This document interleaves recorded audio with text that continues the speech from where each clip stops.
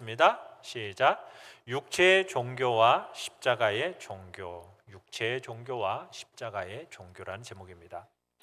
갈라디아서의 마지막 부분까지 왔습니다. 그러나 앞으로 2번 정도 더 살펴보고 갈라디아서를 마무리할 예정입니다. 그런데 오늘 우리가 본문을 보면은 지금까지 실컷 바울이 복음에 대해서 자세하게 설명하였는데 그 뒤에 믿지 못하겠다라는 듯이 복음의 내용을 다시 한번 요약하는 것을 보게 됩니다. 일종의 종합 정리죠. 학생들이 되게 시험 보기 전에 총정리를 하지 않습니까? 근데 이 총정리는 복잡하면 안 돼요. 그죠? 간단 명료해야 하는 거죠. 핵심 내용을 한두 가지 짚어줘야 되는 겁니다. 자, 그래서 오늘 본문은 결론으로 잘 마무리하고 있어서 본문 전체를 해석하는 데 있어서 중요한 열쇠가 됩니다. 오늘 11절 결론에서 이제 사도 바울이 이제 교회가 생명처럼 여기는 진리가 뭔가 정리하는 데 앞서서 강조하는 점이 있죠. 11절을 우리 같이 한번 읽어보겠습니다. 시작. 내 손으로 너희에게 이렇게 큰 글자로 쓴 것을 보라. 자, 바울이 이 편지를 마무리하면서 큰 글자로 쓴 것을 보라 이렇게 말하고 있습니다. 근데 이 표현은 바울이 편지를 일반적으로 서신서를 마무리할 때 사용하는 비슷한 양식입니다. 자, 왜냐하면 이 서신서 전체는 대부분 대필자가 기록했기 때문이에요. 바울이 직접 쓴 게 아니라 바울이 옆에서 불러주면 한자 한자 불러주면 받아 적는 사람이 따로 있었다라는 얘기입니다. 그런데 바울이 직접 쓴 거나 다름이 없다라는 사실을 확인시키기 위해서 편지 끝에 자필로 서명을 하는 거죠. 그러니까 자필로 몇 자를 써서 자기가 쓴 편지가 분명하다라는 사실을 보증해 줬던 겁니다. 그래서 서신의 어떤 편지의 진정성을 보증하기 위해서 바울은 종종 서신 말미를 이런 식으로 마무리를 했죠. 그런데 다른 서신과는 달리 여기서는 큰 글씨로 썼다, 큰 글자로 썼다라는 표현을 하고 있습니다. 그러니까 어떤 학자들은 바울이 특별히 눈이 좋지 않아서 이렇게 큰 글자로 썼다 이렇게 해석하기도 하는데 그런 것 같지는 않아요. 시력이 좋지 않아서 크게 썼다라기보다는 이 편지의 긴 본문을 지금까지 성도들이 잘 읽었지만 이 결론은 특별히 중요하기 때문에 주목해서 잘 읽어야 한다라는 당부가 들어있는 겁니다. 그러니까 다시 말해서 큰 글자로 강조하면서 쓰고 있으니 자, 눈여겨 잘 읽으라고 지금 강조점으로 보면 되겠다는 얘기입니다. 자, 그러면 바울이 지금 이 진리를 3가지로 우리에게 요약해 주고 있는데요. 자, 1번 같이 한번 읽어보겠습니다. 시작. 신앙의 본질은 영적 내면에 있습니다. 자, 우리가 갈라디아서를 이렇게 쭉 보면서 갈라디아 교회에 지금 어떤 문제가 있었죠? 거짓 선생들이 이 갈라디아 교회에 들어왔어요. 자신들은 예루살렘 교회에서 파송받은 사람들이다라고 주장하면서 이 사람들이 거짓 교훈을 가르쳤습니다. 자, 어떤 내용이었습니까? 그 내용은 무엇이었죠? 예수를 믿는 것만 가지고는 안 된다는 거예요. 그러면서 그들이 할례를 받아야 된다, 율법을 행해야 된다, 이것을 주장했었습니다. 자, 이런 거짓된 주장이 왜 갈라디아 교회에 먹혔겠습니까? 그건 다름 아닌 성경에 기록되어 있기 때문이에요. 구약을 보면은 여러분들이 구약 성경을 읽어보면 할례를 행하라라는 기록이 있어요. 그러니까 구약 성경의 내용을 끄집어내서 주장하는 겁니다. 더구나 이 사람들은 자신들은 교회의 모태라고 할 수 있는 이 예루살렘 교회로부터 파송받았다고 주장을 하니 지금 갈라디아 지역의 많은 성도들이 이 거짓 교훈에 흔들렸던 거죠. 여러분, 오늘날 이 시대 속에서도요, 거짓 교훈을 가르치는 이단들, 또 왜곡된 사람들이 여러분 그냥 자기 말로만 하는 게 아닙니다. 그 사람들도 뭘 인용을 해요?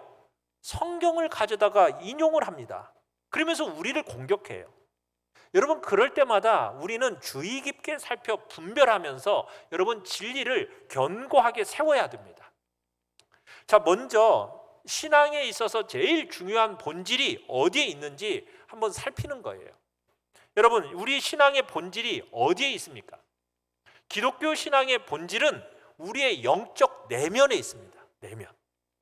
신앙은 어쩐 외면과 형식에 있는 게 아닙니다.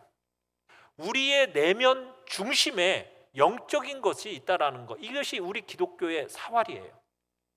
그렇다고 해서 이 말이 여러분이 내적으로 동기와 어떤 자세와 중심만 분명하면 어떻게 살아도 된다, 여러분, 이 말을 하는 건 아닙니다.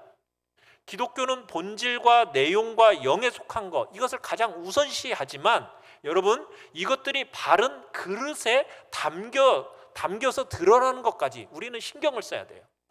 알맹이는 중요하니까 내용은, 형식은 필요 없다, 이거 아니에요. 형식도 중요합니다. 그릇이 중요한 거예요. 그 안에 있는 내용물과 함께 그릇이 함께 중요한 겁니다. 내면만 잘 갖춰지면 바깥으로 어떻게 나타나도 상관없다는 얘기가 아니란 얘기죠. 자, 그러나 내면의 중심에서부터 나오지 않고 그냥 외적 형식적으로 나타나는 것, 여러분, 이것을 우리가 주의해서 봐야 된다는 겁니다. 지금 바울이 할례를 주장하는 무리들을 어떻게 부르고 있는가, 오늘 본문 12절을 우리 같이 한번 읽어보겠습니다. 12절입니다. 시작. 무릇 육체 모양을 내려 하는 자들이 억지로 너희에게 할례를 받게 함은 그들이 그리스도의 십자가로 말미암아 박해를 면하려 함뿐이라. 자, 여기 거짓된 사람들을 뭐라고 지금 부르고 있습니까? 무릇 육체 모양을 내려 하는 자들, 이렇게 부르고 있죠. 여러분, 이 육체 모양을 내려 하는 자들이란 말은 무슨 뜻이냐면, 조금 알기 쉽게 설명하면 외적으로 좋은 인상을 주려고 하는 사람들, 이런 뜻입니다. 그러니까 좋은 인상을 주려고 하는 사람들. 그러니까 사람들에게 참 저 사람 참 괜찮은 사람이야, 저 사람 참 마음에 든다, 저 사람 참 좋다, 이런 평판을 들으려 하는 사람들이다 라는 얘기입니다. 그러니까 이런 사람들은 정말 좋은 사람은 아니에요. 하나님 앞에 바르고 좋다라는 평가를 받는 것이 중요한데 그렇지가 않은 거죠. 그저 사람들의 인상에 호소를 하는 거죠. 이 거짓 선생들은 그저 외적인 모양에 마음을 빼앗겨 있는 겁니다. 자, 그러면 바울은 왜 거짓 선생들을 이렇게 불렀는가? 여러분, 12절을 다시 한번 보시면요, 육체 모양을 내려 하는 자들이 억지로 너희에게 할례를 받게 함은 그들이 그리스도의 십자가로 말미암아 박해를 면하려 함뿐이라, 이렇게 얘기를 하고 있어요. 무슨 얘기냐? 자, 우리가 십자가를 전하잖아요. 복음을 전하면은 여러분, 그것은 항상 우리에게 걸림돌이 됩니다. 여러분, 십자가의 복음을 우리가 전하면은 진리를 따라가는 그 길에는요, 걸림돌이 있고 아픔이 있고 고난이 있는 거예요. 그런데 이 거짓 선생들은 그것을 뭐 하고 싶다고요? 면하고 싶어 한다라는 거예요. 그러니까 본질적인 변화로 고난의 길을 가는 것이 아니라 그냥 외적으로 보이는 인상을 잘 다듬어 가지고 고난과 핍박은 면하고 싶어하고 사람들로부터 인정과 평판만 좋다라고 받기를 원하는 사람들이 거짓 선생들이라는 거죠. 자, 여러분, 13절을 같이 한번 읽어보겠습니다. 13절입니다. 시작. 할례를 받은 그들이라도 스스로 율법은 지키지 아니하고 너희에게 할례를 받게 하려 하는 것은 그들이 너희의 육체로 자랑하려 함이라. 자, 바울은 지금 할례와 율법을 주장하는 이 사람들이 정작 자신들은 율법을 지켰대요, 안 지켰대요? 율법을 안 지켰대요. 지키지 않았대요. 할례와 율법을 주장하는데 실제로는 그들의 내면은 율법을 사랑하지도 지키지도 않았다라고 얘기하고 있어요. 그러니까 할례를 주장하고 율법의 어떤 특정 영역은 주장하는데 율법을 사랑하고 율법을 좋아하는 사람인 것처럼 외적으로 인상은 끼치는데 실제 내면은 그렇지가 않다라는 거예요. 오직 뭐에만 힘을 쏟고 있는 거예요?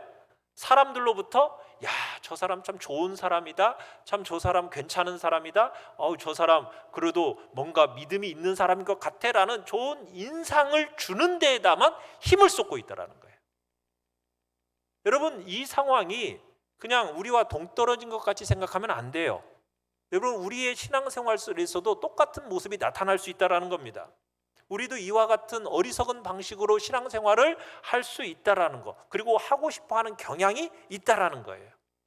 우리는 죄인입니다. 우리는 이 죄인의 본질이 뭡니까? 우리가 하나님 옆에 어떤 사람인지, 또 우리의 내면이 어떤지 여러분 이거 확인해야 돼요. 우리는 사람들에게 어떤 평가를 받는가, 여러분 여기에 많은 관심을 가져서는 안 됩니다. 그건 어리석은 자입니다. 다른 것은 말할 것도 없고 신앙생활에 있어서 그렇게 해서는 안 되는 거예요. 그런데 그렇게 하려는 사람들이 있다라는 거예요. 여러분, 신앙의 핵심은 뭐예요? 우리의 마음을 기울여서 하나님을 사랑하는 것이 그것이 신앙의 핵심입니다. 그래서 우리 주님이 뭐라고 말씀하셨어요? 내 마음을 다하고 목숨을 다하고 뜻을 다하여 뭐하라? 주 너의 하나님을 사랑하라, 이렇게 말씀하셨어요. 그러니까 신앙은 하나님을 사랑하는 거예요. 하나님을 사랑하기 때문에 말씀을 순종하는 것입니다. 하나님을 사랑하기 때문에 내가 말씀을 귀 기울여 듣는 것이고, 그 말씀을 하나님을 사랑하기 때문에 순종해내는 거예요. 그 순종하는 그 과정 속에서 어려움도 있습니다. 또 때로는 대가지불이 있어요. 그럼에도 불구하고 내가 하나님을 사랑하는 마음이 있기 때문에 그 고난과 시련을 아낌없이 겪어내면서 우리가 주님을 따라가는 거죠. 이게 성도입니다. 그런데 거짓 선생들은 이 율법을 지키려 하지도 않고 율법에 별로 관심도 없어요. 그냥 주장하는 것은 뭐예요? 할례를 행해야 된다, 율법을 주장하지만 그들에게 남아있는 것은 신앙의 껍질만 남아있는 거예요. 신앙의 껍질. 본질과 핵심은 다 떠나버린 그 사람들이 이 거짓 선생들인 거예요. 이사야서를 보면 하나님이 이사야를 통해 탄식하고 아파하는 장면이 나옵니다. 이사야 29장 13절 같이 한번 읽어보겠습니다. 시작. 이 백성이 입으로는 나를 가까이하며 입술로는 나를 공경하나 그들의 마음은 내게서 멀리 떠났나니 그들이 나를 경외함은 사람의 계명으로 가르침을 받았을 뿐이라. 입술로는 하나님을 믿는다고 말합니다. 그런데 중심은 어떻다고요? 떠나 있다라는 거예요. 여러분, 이건 기독교가 아니에요. 여러분, 입술로는 저 예수님을 믿어요 라고 말은 하는데, 고백을 하는데 그 중심에 진정성이 없다라는 거예요. 그건 기독교가 아니죠. 그건 신앙이 아니죠. 내면과 본질이 바뀌어야죠. 그러면서 변화가 일어나고 그 변화와 함께 그 입술의 고백이, 행함이 함께 드러나야 그게 진짜인 거죠. 기독교의 핵심은 15절을 통해서 확인될 수가 있습니다. 15절을 같이 한번 읽겠습니다. 시작. 할례나 무할례가 아무것도 아니로되 오직 새로 지으심을 받는 것만이 중요하니라. 여러분, 할례나 무할례가 중요한 게 아니라 뭐가 중요하다라는 겁니까? 새로 지으심을 받는 것이 중요하다라는 거예요. 새로 지으심을 받는다라는 얘기가 뭐예요? 거듭남입니다. 다시 태어남입니다. 우리의 신앙은 외적으로 어떤 할례를 받고 율법을 행하는가 행하지 않는가 이 문제가 아니라는 거예요. 신앙의 핵심은 우리의 내면이 어떻게 돼야 된다고요? 다시 태어나야 돼요. 다시 태어나요. 여기에 달려있다라는 거예요. 우리는 태어날 때 죄를 가지고 태어나는 죄인입니다. 우리 모든 죄인들은 하나님을 미워하는 특징을 가지고 있어요. 하나님을 미워해요. 그렇기 때문에 여러분, 아무리 종교적인 외피를 입고 있다 할지라도요, 하나님에 대한 깊은 원망과 마음을 가지고 있는 것이 죄인의 특징입니다. 사람의 특성이에요. 그래서 로마서 5장 10절에서 뭐라고 얘기냐면, 우리가 아직 죄인들 원수 되었을 때 이렇게 얘기해요. 원수라는 표현을 쓰고 있어요. 뭐냐면 사람들이 외적으로는 종교적인 옷을 입고 있는지는 몰라도요, 주님을 바르게 만나기 전까지는 하나님과 무슨 관계라는 거예요? 원수처럼 생각하다. 원수처럼. 하나님을 미워한다는 거예요. 적극적으로 드러내지는 않지만은 그렇게 사는 것이 사람들의 본성입니다. 자, 그런데 이렇게 하나님과 원수된 우리가 어떻게 우리가 하나님을 사랑할 수 있을 수가 있습니까? 어떻게 하면 우리가 하나님을 사랑할 수 있게 되죠? 그것은 다시 태어나야 되는 거예요. 어떻게 다시 태어나요? 내 마음에 누가 찾아오셔야 됩니까? 성령이 찾아오셔서 우리가 다시 태어나는 거, 거듭나야 돼요. 우리의 중심이 새롭게 되어져야 돼요. 그래야만이 우리가 하나님을 사랑할 수 있게 되는 겁니다. 그 하나님을 사랑하는 새로워진 마음으로 우리가 율법을 듣고 말씀을 들을 때 형식적으로 듣지 않고 순종하고자 하는 마음으로 듣게 되는 거죠. 그러다 보니까는 우리가 값을 지불하고서라도 하나님이 가르쳐 주시는 그 길을 가려고 하는 거죠. 이게 신앙의 핵심인 겁니다. 그런데 많은 사람들이 얼마나 어리석은지 이 신앙을 전부 껍질로 바꿔내는 경향들이 요즘에 많이 생겼어요. 뭐 여기서는 할례를 받았느냐 안 받았느냐 이 문제이겠지만 지금 이 시대 속에서는 뭐겠어요? 당신 세례 받았어 안 받았어? 이런 문제. 교회 와 안 와? 또 종교란에 기독교라고 쓰는가 안 쓰는가? 여러분 이런 것으로 신앙의 본질을 바꾸려고 한다는 거예요. 여러분 사실 이런 것은 아무것도 보장해 주지 못합니다. 신앙은 절대로 그렇게 되는 게 아니거든요. 신앙의 핵심은 뭐라고요? 성령께서 우리의 마음속을 새롭게 태어나도록 하셔서 내면의 그 진실한 변화가 일어나야죠. 성령께서 우리 속에 오셔서 우리의 내면을 살렸기 때문에 이제는 영적인 인지 능력이 생기는 거예요. 그래가지고 하나님께 예배를 드리고 그분의 말씀을 듣고 깨닫는 일, 이게 바로 신앙의 핵심이라는 겁니다. 여러분 마담 투소 이 박물관이라는 게 있는데 뭐 영국을 본점으로 해가지고 전 세계에 한 20여 곳이 있습니다. 자, 그게 유명 관광지로 자리 잡은 이유 중에 하나가 뭐냐면 세계 유명 인물들을 이 전부 밀랍 인형으로 딱 만들어 놨대요. 그런데 이 밀랍 인형으로 만들어 놓은 것이 정말 실물처럼 키도 똑같고 외모도 똑같고 거기다 그 사람이 실제 실존 인물로서 즐겨 입었던 옷이며 장식이며 이런 것까지 다 똑같다라는 거예요. 그래서 진짜 그 사람 같대요. 근데 뭐가 없을까요? 생명이 없어요. 생명. 그 안에 생명이 없어요. 기독교 신앙은 마담 투소에 있는 밀랍 인형 같은 게 아니에요. 감쪽같이 외적으로 똑같이 생긴 것이 핵심이 아니라는 거예요. 그 속에 뭐가 있어야 된다고요? 참 생명이 있느냐가 핵심이란 얘기입니다. 주님을 만나서 거듭나야 합니다.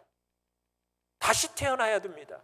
교회 안에서 여러분 수십 년의 신앙생활을 한다. 여러분 그건 너무나도 중요한 일이지만 이게 참 생명이 보장되는 게 아니에요. 그런 면에서 우리 기독교는 세상 종교와는 완전히 다른 겁니다. 정성을 많이 들이면 어느 날 득도할 수 있는 게 아닙니다. 거듭나야 돼요. 그래서 본질과 내면의 참된 변화가 일어나야 되는 겁니다. 그렇지 않으면 아무리 오랫동안 우리가 있어도 그 신앙의 정수를 우리가 맛볼 수가 없는 거죠. 지금 여기서 할례라는 것은 신앙을 외적으로 표현하려는 시도입니다. 더 본질적인 내용이 있어요. 거짓 선생들이 지금 할례를 받고 율법을 지켜야 한다고 주장하는 그 내용의 핵심이 무엇입니까? 하나님 앞에 나아갈 때 나의 어떤 노력과 자격과 수고와 공로와 조건을 구비해서 나아가는가? 아니면은 하나님이 나를 위해서 해주신 그것을 믿음으로 의지하고 붙들고 나아가는가? 여러분 여기에 우리의 신앙의 구별점, 핵심적인 구별점이 있는 것입니다. 자, 2번 같이 한번 읽어보겠습니다. 2번입니다. 시작. 자기에 대한 자랑이 없습니다. 자, 갈라디아서에서 바울이 우리에게 들려주는 이 두 번째 기독교 핵심 진리는 뭐냐? 기독교 신앙은 자기에 대한 자랑이 없어요. 무슨 얘기냐면 여러분 우리가 하나님 앞에 떳떳하게 설 수 있는 방법이 뭐죠? 여러분이 하나님 앞에 정말 은총을 많이 나한테 베풀어 주시도록 어떻게 해야 되는 겁니까? 혹시 그렇게 하려고 여러분 덕을 쌓고 선을 행하고 계시는가요? 그래서 여러분 하나님을 어떻게 하면 내가 감동시켜 드려서 그 하나님을 감동할 만한 일을 내가 많이 해가지고 복을 얻어낼까? 역시 여러분 혹시 이런 마음으로 신앙생활하고 계신 분 계시나요? 여러분 그것은 우리의 구원 체계가 아닙니다. 이런 구원은요 세상 모든 종교 그리고 윤리와 도덕이나 가지고 있는 체계예요. 세상의 모든 종교는 신에게 복을 받고 신에게 은혜를 얻기 위해서 자신이 자격을 갖춰야 한다라고 생각을 해요.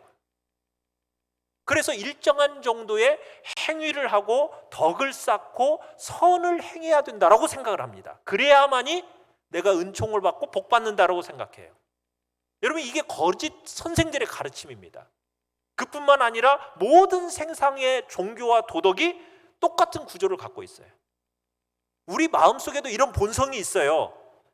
그래서 하나님 앞에 설 때 내가 어떻게 하면 떳떳하게 좀 면 좀 세울까? 내 면을 세우고 싶어하는 본성, 이게 바로 우리 죄인들 속에 있는 것입니다. 그러나 우리 기독교는 그런 것과 다릅니다. 철저하게 다른 구원 체계를 가지고 있는 거예요.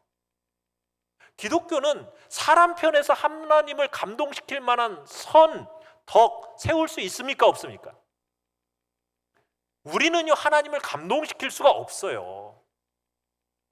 감동시킬 수 있는 여러분 그런 건덕지가 우리에게는 전혀 없다라는 거예요.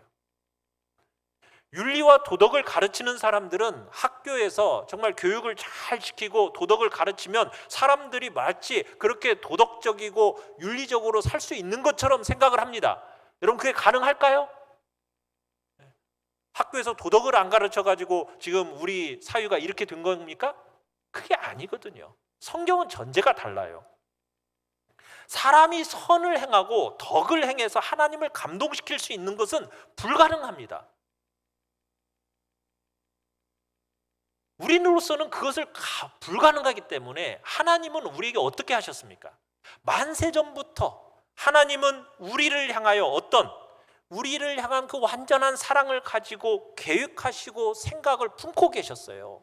그리고는 인간이 어떤 자격이나 조건과 공로를 구비하기 전에 하나님은 우리를 향한 그 복된 계획을 품고 계시다가 당신의 그 만세전부터 가지고 가셨던 계획을 예수 그리스도를 통해서 우리에게 밝히 보여주신 겁니다.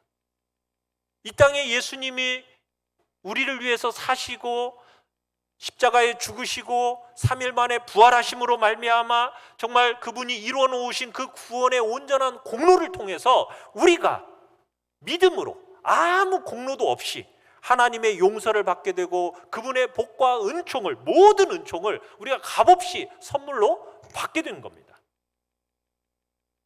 그게 우리 기독교의 구원체계예요. 그런데 세상의 구원체계는 그렇지가 않아요. 그래서 세상의 구원체계에 있는 죄인에게서 나타나는 특징이 뭐냐? 자랑입니다. 자랑. 여러분 13절을 다시 한번 읽어보겠습니다. 13절입니다. 시작. 할례를 받은 그들이라도 스스로 율법은 지키지 아니하고 너희에게 할례를 받게 하려 하는 것은 그들이 너희의 육체로 자랑하려 함이라. 그러니까 모든 도덕이나 윤리나 세상의 종교들은 끝없이 자기 자랑을 합니다. 자기 자랑. 하나님도 자기 행위로 감동시킬 수 있다, 이렇게 생각하는 거예요. 하늘을 감동시키면 뭐 한다고 그래요? 마치 복 받을 것처럼 생각을 해요. 그래서 내가 하늘을 감동시켜야 된다. 하나님을 감동시킬 수 있다.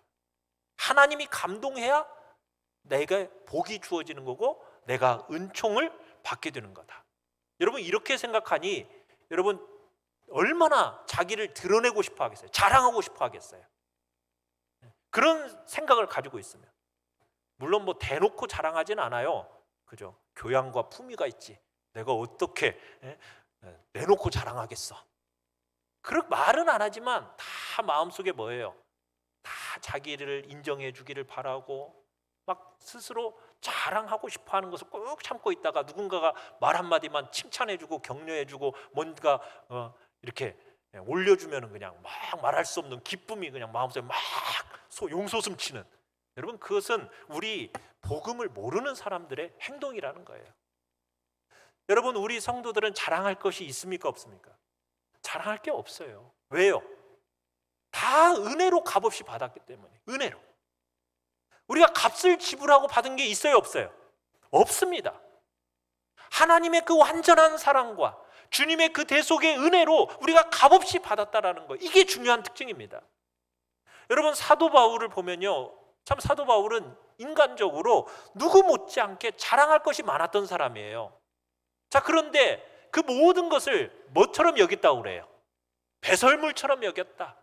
나 자신을 해코지하는 것처럼 여긴다. 이렇게 말을 하고 있어요. 무슨 얘기냐면 내가 하나님을 드러내기보다도 자기의 육체적인 면이 드러날까 봐 그것을 두려워해가지고 오히려 그 모든 것들을 자랑거리가 아니라 오히려 이것이 나에게 해가 된다, 이렇게 표현하고 있다는 얘기입니다. 사도 바울이 고린도전서 15장에서 15장 9절에 12사도와 자신을 비교하면서 이런 말을 합니다. 나는 사도 중에 지극히 작은 자, 가장 작은 자다, 이렇게 표현을 해요. 그러다가 에베소서 3장 8절에서 이런 표현을 써요. 모든 성도 중에 지극히 작은 자보다 더 작은 나, 이런 표현을 씁니다. 그러다가 인생의 말년에 쓴 디모데전서 1장 5절에서 15절에서는 뭐라고 얘기합니까? 죄인 중에 내가 괴수다, 이런 표현을 써요. 자, 여러분, 제일 처음에는 뭐라고 그랬어요? 사도 중에 가장 작은 자, 성도 중에 지극히 작은 자보다 더 작은 나, 그러다가 죄인 중에 괴수. 야, 이렇게 하니까 뭔가 우리는 이런 말을 보면서 야, 참 사도 바울이 얼마나 겸손해, 우리가 이 겸손을 본받아야 돼, 우리 이렇게 얘기를 해요. 여러분, 겸손이라는 것이 스스로 훌륭하다고 여기면서 다른 사람들에게 교만하게 보이면 안 되니까 짐짓 스스로를 낮추는 행동, 이게 겸손일까요? 그건 겸손이 아니죠. 바울은 지금 그런 겸손을 하고 있는 게 아니에요. 바울은 진심으로 자신의 얘기를 하고 있는 겁니다. 세월이 흘러가고 복음을 아는 그 연조가 더해지면 더해질수록 하나님의 은혜 위에 자기 편에서 말할 게 아무것도 없다라는 거예요. 내 안에는 죄악과 부패한 본성만이 발견되다 보니까 발견하면 발견할수록 주님의 은혜 위에는 아무것도 없더라는 거죠. 세상 사람들이 다 위대한 사도라고 칭송한다 할지라도 스스로는 뭐만 보이는 겁니까? 죄인 중에 괴수인 자신의 모습만 보이는 거예요. 그래서 그렇게 고백을 하는 겁니다. 사랑하는 성도 여러분, 우리 기독교의 신앙은 우리의 공로로 하나님을 설득시켜서 그분이 나에게 복을 주시지 않으면 안 되게끔 내가 선과 덕을 행하는 게 아닙니다. 우리는 다 죄인 중에 괴수에 불과한 존재들입니다. 그런 그런 나를 하나님이 만세전부터 계획하시고 택하여 부르셔서 정말 나를 위해서 완전한 대속의 은혜, 그리고는 값없이 그 은혜를 주셨으니 나에게는 자랑할 것이 없는 거예요. 로마서 3장에서 사도 바울은 복음을 잘 설명한 다음에 로마서 3장 27절에 이렇게 얘기를 합니다. 같이 한번 읽어봅시다. 시작. 그런즉 자랑할 때가 어디냐? 있을 수가 없느니라. 무슨 법으로냐? 행위로냐? 아니라 오직 믿음의 법이로니라. 또한 에베소서 1장에서 복음의 영광을 잘 이야기하고 난 다음에 에베소서 2장 8절 9절에서 뭐라고 얘기하고 있습니까? 같이 한번 읽어봅니다. 시작. 너희는 그 은혜에 의하여 믿음으로 말미암아 구원을 받았으니 이것은 너희에게서 난 것이 아니요 하나님의 선물이라. 행위에서 난 것이 아니니 이는 누구든지 자랑하지 못하게 함이라. 우리가 진리에 서 있는지 무엇으로 알 수 있느냐? 여러분, 마음에 자기 자신에 대한 신뢰가 있습니까? 자기 자신에 대한 자랑이 있습니까? 여러분, 이거 있는지 없는지를 보면요, 이 사람이 믿음이 있는지 없는지를 알 수 있다라는 거예요. 세 번째입니다. 3번이겠습니다. 시작. 예수의 흔적을 지니고 있습니다. 자, 기독교 핵심의 진리 세 번째 살펴보면요, 자, 모든 성도는 자신의 삶을 검증할 수 있는 객관적인 규범과 기준이 있습니다. 자, 16절을 같이 한번 읽어보겠습니다. 16절 시작. 무릇 이 규례를 행하는 자에게와 하나님의 이스라엘에게 평강과 긍휼이 있을지어다. 자, 평강과 긍휼이 누구에게 있다라고 얘기하고 있습니까? 이 규례를 행하는 자에게, 이렇게 쓰고 있죠. 이 규례를 행하는 자. 자, 이 규례라는 게 뭘까요? 거짓 선생들이 앞에서 말했던 할례와 율법을 이야기할까요? 그게 아니겠죠. 그와는 다른 규례를 이야기하고 있는 겁니다. 우리에게 무엇을 말하고 있느냐면 객관적인 기준과 규례를 얘기하고 있어요. 객관적인 기준을 따르는 성도와 하나님의 이스라엘에게 평강과 긍휼이 있다. 이렇게 말하고 있다는 얘기입니다. 그러면 신앙생활에 있어서의 객관적인 기준, 그게 뭘까요? 바울이 말한 결론을 요약하면 우리가 하나님을 위해서 하는 일이 아니에요. 하나님이 우리를 위해서 해주신 은혜, 이게 기준입니다. 사도 바울이 갈라디아서 1장 3절에서 시작할 때 뭐라고 얘기했느냐면 한번 읽어봅니다. 갈라디 1장 3절 시작. 우리 하나님 아버지와 주 예수 그리스도로부터 은혜와 평강이 있기를 원하노라, 이렇게 얘기를 했어요. 그러더니 갈라디아서 마치면서요, 마지막 절 18절에 뭐라고 얘기하고 있습니까? 같이 읽어보죠. 시작. 형제들아, 우리 주 예수 그리스도의 은혜가 너희 심령에 있을지어다. 아멘. 껍질이나 외모 말고 삶과 인격의 중심인 심령, 이 심령에 뭐가 있기를 구하고 있습니까? 은혜가 있기를 구하고 있습니다. 은혜. 하나님 앞에 스스로를 세우는 게 아니라 하나님의 은혜가 나를 세우고 하나님이 나를 위해 해주신 귀한 일이 은혜라는 것을 아는 감각. 이 모든 일들이 다 하나님의 은혜구나. 여러분, 이 은혜를 아는 감각, 이런 규례, 이런 것들이 규례. 사랑하는 성도 여러분, 우리 마음속에는요 정말 끝없이 율법주의적인 경향이 있어요. 어떤 율법주의적인 경향이 있느냐면 스스로의 힘으로 나를 좀 하나님 앞에서 떳떳하게 세우고 싶어하는 그 율법주의적인 경향이 우리 속에 끝없이 있습니다. 그러나 우리의 심령 안에는 나를 떳떳이 세우려는 것이 아니라 항상 뭐라는 거예요? 은혜라는 거예요. 은혜라는 거.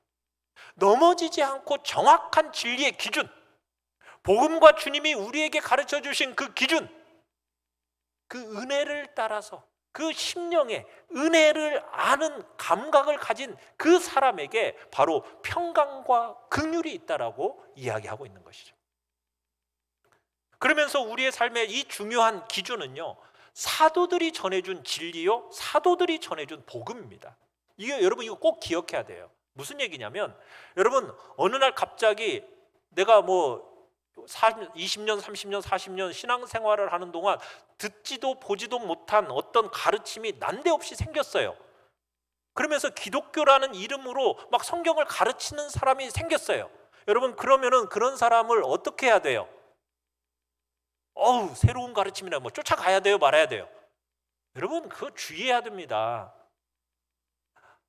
우리는 그렇게 쫓아가서는 안 돼요.